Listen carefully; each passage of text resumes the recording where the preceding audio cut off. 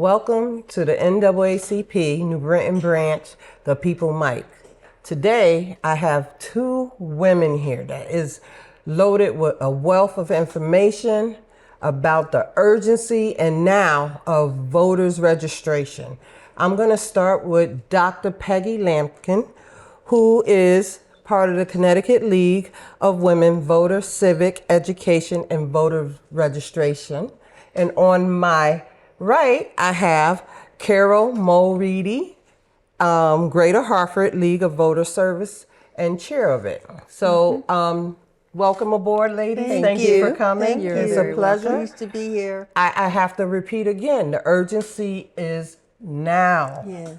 We're in a really difficult time in Government and in life, and Yep. there's all kinds of things going on, and we need to figure out how in this short period of time we're going to get people out for voting. Yes. So I want to start with you, Dr. Lampkin. Okay, all right. You are from the city of New Britain. Yes, I am. Okay. So I want you to just give us a little introduction Okay. about yourself, please. Okay. Well, I'll give you a little introduction about myself. My name is Peggy Lampkin. I'm an MD. I was living in Silver Spring, Maryland, and I came back home because I have aging parents and they wanted us to take care of them.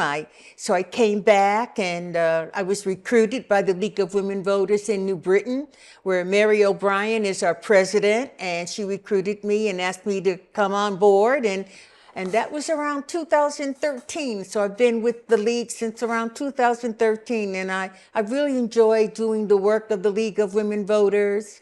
And I also was asked by Ronnie Davis to come on board as the health executive for the NAACP, and I've enjoyed that tremendously. And so that's how I came about to the positions I'm in now. Perfect. And how about you, Carol? Well, I was born in Hartford. Okay. I currently live in West Hartford. I have lived there since 1975 and have been a member of the League since 1980. Been very active in the League since the turn of the century, the 2000s. And the reason it took that long for me to get really involved is that I was elected to the Board of Education in West Hartford and then served also a term on town council. So I knew a little bit about government and how the candidates need help. So voter service was a perfect role for me, where we help with debates, education, all the things that voter service has to do to help people to get to know the candidates and a little bit about government. Okay, perfect. Well, let's talk about the city of New Britain. Let me ask you, Dr. Lampkin, Yes. what has been done for the city as far as getting people out there to vote, whether it's women, whether it's men? I know this is the League of Women Voters, but we're looking for all votes. So what have been done, what has been charged for y'all to do to educate and to get women or people to vote?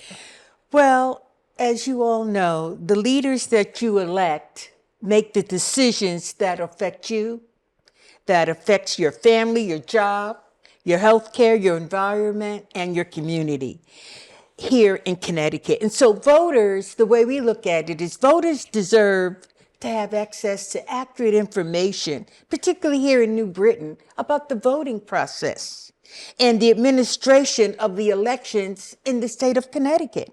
So the candidates that are running for office and any other referendum questions that are going to be on the ballot, we want our voters to be educated and to have that knowledge so that they'll be able to know what that means, how that takes place. And so that means getting out information, going to places like the public library. For example, every year we have what we call Voter Registration Day, and that's usually in September. And so we'll go to different places, stand in front of Stop and Shop, or go to the public library to have access to the public and inform them and educate them, and also help them to get on to get them to be to help them to become voters by registering them. So Right. we're out there doing that. And that's one of the ways we try to educate people in New Britain to become registered voters, to educate them, and to help them. Okay, because the way I see it, it takes all boots on the ground. It does. It's have to do it because we we're in do. short times and we got to get votes. I know you're part of the National League. I see you have your I brought the League of Voters. league logo Yes. so people can be familiar with it. Yes. And this we use when we are registering voters, and so public identification is important, that you know that we are a nonpartisan Yep. political organization. So we Yes. have positions on things that are important, like the voting rights that each voter wants to have afforded to them. And in the use of those logos, the familiarity, people become a little more comfortable with joining us to register to vote. And Yes. what's really important is what happens afterward, that you search for the information on the candidates, which is getting harder and harder. I think Peggy would agree with me. It is. Because we don't have the newspapers that are publishing voters guide. And so we now have an online voters guide. Yes, we that do. We have a specific address for Connecticut, but it's called Vote 411. Okay. And it is, you put that into your phone and vote411.org will come up and give you a number of options to learn more about the voting process and candidates. Okay. And how would they direct it to the city of New Britain and the candidates that's in New Britain? Okay, so when you go into the computer or your phone, this can be done on your phone. Yes. Okay. You put in your state, Connecticut, and then you put in your address, your home resident address. Okay. And the first thing that you will see when you go into Vote 411 are three options. Register to vote, am I registered, and what's on my ballot. And the ballot is the thing, of course, you're most interested in now. And in another week or so, candidate names will be up on Vote 411 for every community that we are able to contact. And we will invite candidates to put their campaign information up on that site. Okay. So when you mean campaign information, meaning what they're campaigning for, what they're going to do Correct. for Well, if they were elected officials. Yes, it will Okay. say their office, all of that will be there, and they can add biographical information. And then we ask them, usually, Peggy, I think it's about 3 questions, right? Yes. We're dealing with 3 Yes. in the greater Hartford Yes. area Okay. that they can answer short-term. Right. All right. So this can be directly linked to any resident in the city of New Britain Yes. by putting in their address. Yes. Right. And it take them right into who is running for office. in the Right, city once of New they Britain. get to the ballot section. And then once the Secretary of the State has sent out, and I think actually they're ready, the actual ballot that they will be seeing in their community will be available. There's a special place to click for that. Oh, okay. So they can actually register. I mean, They they can vote. see it ahead of time. They They can see can't it ahead of- vote, but okay, they they can can. see it ahead of time. When is early registration Well, or early voting registration? it starts October 20th this year. The The actual early voting voting. date is November 4th. Right. Where we all but come you together. can vote early. Right, but you can vote early. I think I know it's October 20th. Right. Okay. That's so for early voting. That's for early Registration is any time all year long. Exactly. Until, with some exceptions. If you want to do it by mail, the deadline for that is October, earlier in October. I have those dates somewhere, but not with me right now. Okay. But you can register now by mail. You can do it online. You can do it through Vote 411. You could also go, if you want, to the Secretary of the State's site. but it has drop-down menus and stuff more than we do. I do have the early voting, same-day registration, October 21st through November 2nd. And Okay. absentee ballots have been available since August 19th. Perfect. So you can do that right now. Yes, and that's a good way to vote, that by absentee ballot, Yes. if you think you're going to be away, or you you're are unable to having, vote in if person. you are disabled, Right. you can you can download from our site, Vote 411, as well as the Secretary of the State site, the application for an absentee ballot. And then that absentee ballot will be sent to you in the mail. And you fill it out at home Perfect. and mail it back in. Perfect. Now, I know, and I've heard a lot of people say, why should I vote? My vote ain't going to matter. They're going to pick whoever they want to pick anyway. So we have so many people that just feels like their vote, their voice don't matter. How can and how have y'all been able to try to convince them that it does matter and the urgency is now?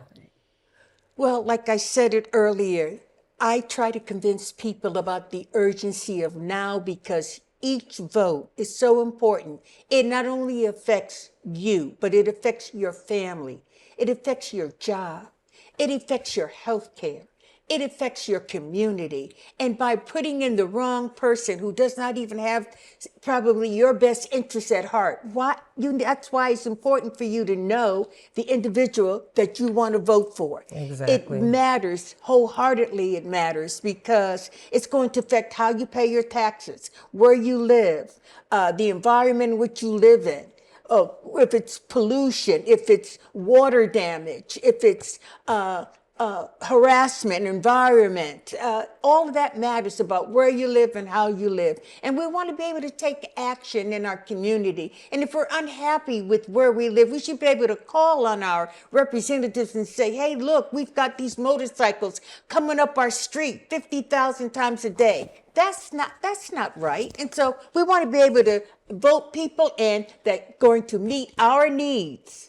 And so that's what I want each voter to think about. What do I need in my community? I just want to say one thing. There was a gentleman who I went around trying to get people to sign up to vote, and he was very adamant about not voting because he owned a pizza shop. And he was very upset the fact that, people would park in front of his pizza shop, and here comes the police getting ready to give them a parking ticket for 15 minutes. And he said the guy wasn't even there for 15 minutes, so that affected his business. Well, if you vote the right person, maybe we can get someone to put a sign there that says allow the customer to come there to vote, to get your pizza within 15, 20 minutes. Right. And that worked out just fine.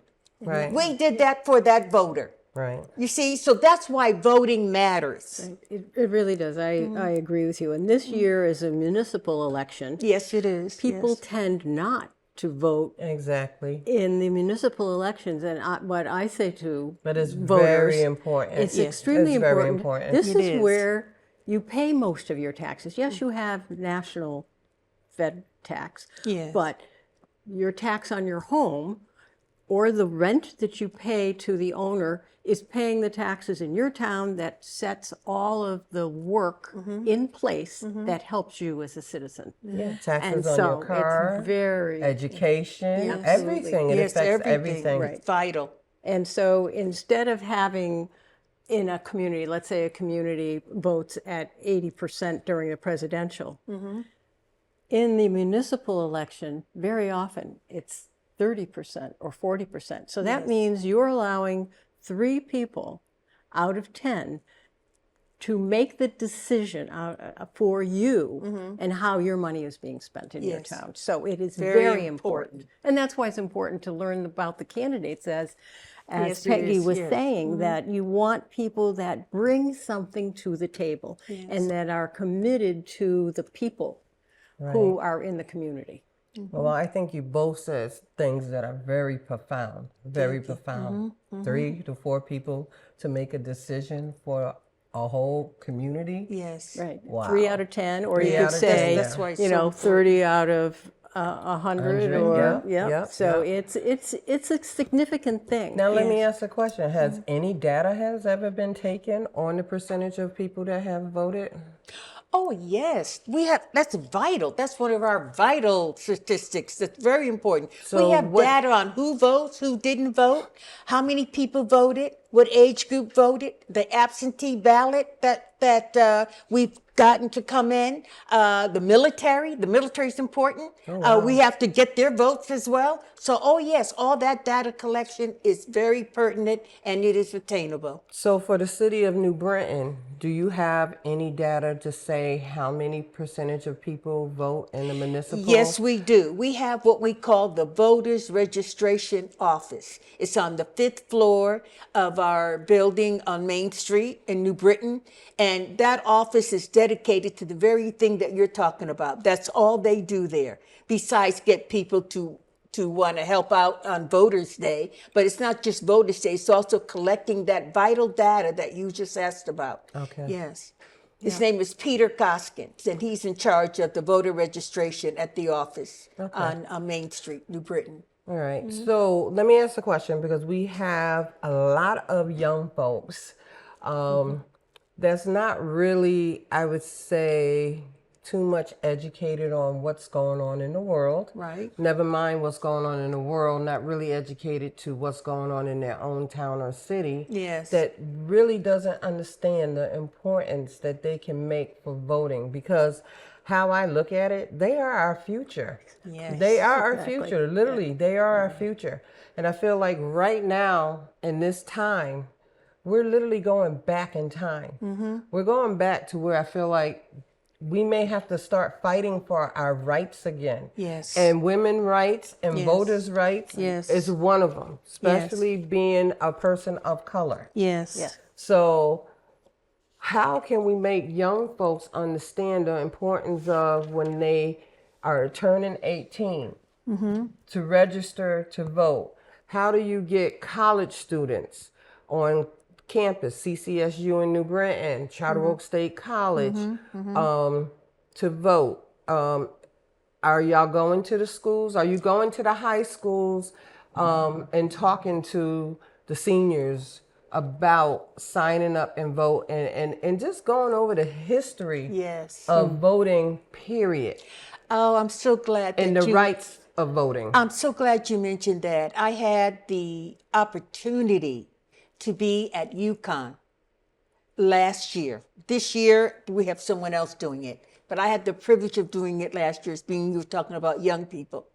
I registered, not to put a pat on my back, but I registered 550 students. That's perfect. Now, At who's UConn. at, who's at Central Connecticut State University? I know, well, you're right. So we need to do that. Well, tomorrow. That's in the city of New Britain. Exactly. Well, tomorrow they're having a Women Fest at Central, and we will have some League of Women Voters there tomorrow, and I'm sure they're going to start advocating and talking to them about that as well. But we do make a trip to those campuses to try to reach out to those young people and get them willing to vote.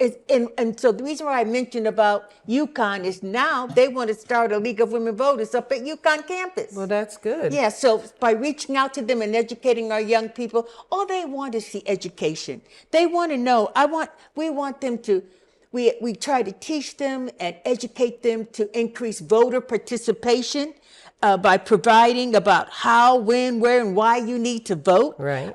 To strengthen democratic legitimacy. That's what we try to do. We try to foster and inform what an electorate is all about. We try to ensure accountability. We want to educate them to prevent fraud and manipulation, and just to build civic capacity and to let them know that's what education is power.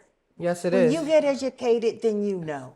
Right. When you know better, you do better. And I feel like they really need to know. Yes. So with that being said, you did mention that there's a women's festival Yes, there's tomorrow yes, on it is. 10/2 Yes. at Central Connecticut State University. And What League time? of Women Voters will be there. It's supposed to be from 10 to 3.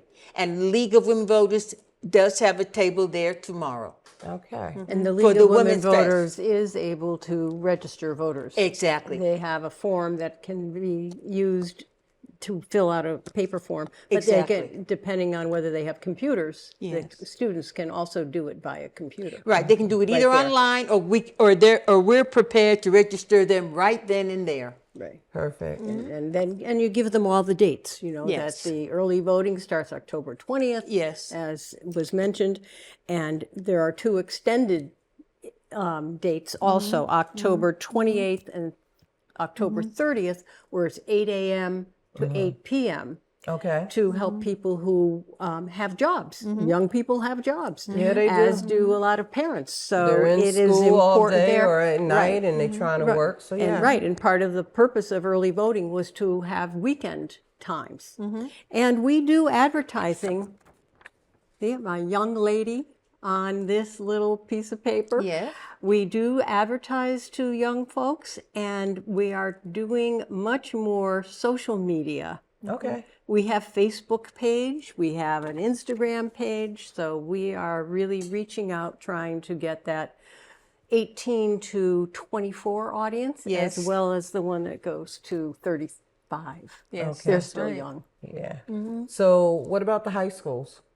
Yes, we do have people just like the NAACP. I also enjoy the NAACP making a commitment to go to particularly New Britain High School. And the League of Women Voters, we also have a student fund to try to recruit young people even in high school. They can join the League of Women Voters. But yes, high school is important. And I must admit, we do make that trip there. Yes. Okay. Also, the Secretary of the State's office is required, has required every town to have a yearly, at least once yearly, registration event at every high school in their town. Oh, or that's city. perfect. Yes, That's so we perfect. are reaching out. Wow. Okay. So- I just want to ask a question. Yes.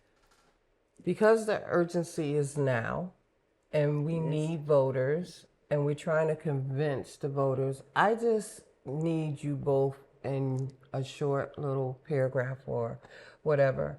Talk about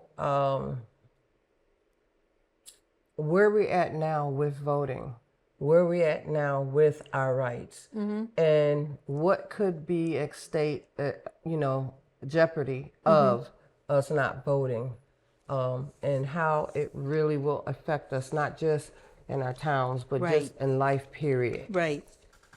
So let me start Okay. and say that in Connecticut, the system has been set up that is decentralized so that we don't have the real danger of hacking voter information as might happen in other places in the world. Right. So, and we now this year have new voter machines that hopefully will make the voting easy for people and no breakdowns and things of that sort. I can assure voters that the absentee ballot process is so secure. I'm a moderator on Election Day. The process for voting is really, really safe in Connecticut. And I really urge people to take advantage of making their voice heard. Even if you only know one candidate that you're comfortable voting for in your town, Yes. you're going to help. I remember the first time I voted, I only picked one candidate because I had no idea who the other people were. That's where you have to start getting informed. That's right. I And understand. I do remember you saying that you have been a moderator for the candidates for debates in the city of New Britain before. Yes, which is yes, actually, excellent. I did serve, as an out-of-town moderator for, the sponsored program by the New Britain League. Okay. So what about you, Dr. Peggy Langston? Well, let me tell you something. The House of Representatives just passed what they call the Safeguard American Voter Eligibility Act. And why did they have to do that? Because you asked me about what's the urgency about voting, the urgency of now. The urgency of now is for that very act called the Safeguard American Voter Act. And it would require voters to present citizenship documentation in person to register to vote, even though voters in every state are already required to affirm or verify their citizenship status when registering. And we have the right to the senators and the congresspeople to reject this bill, because that would set us back. We don't need to go back to voting. It's like when African Americans had to guess how many pennies are in a jar or how many bubble gums are in a bottle. We don't want to go back to those times. We want everyone to be able to step up to the plate and to vote. Your vote is critical. Your vote is a matter of urgency. You can see what's happening in our country today. I'm not taking any pros or cons away, but it's very important. Your vote really matters. We don't want our citizens to not be able to vote, whether you're 18 years old or you're 99 years old. Every vote counts. It does matter. Thank you. You ladies have been a wealth of knowledge. Yeah, thank you. I'm grateful that you was able to talk about the urgency of now of voting and giving out information, hopefully to our viewers, so that they know the importance and be able to go where they need to go to vote. Yes. And understand that their vote do count, even though they don't think it does. Yes. This really concludes our show. Thank you, And Trinine. again, Very nice thank to you. be here. Thank you. It's This wonderful. is the NAACP, New Britain branch, the People's Mic, saying good night. Good night. And remember to vote on November 4th. Exactly.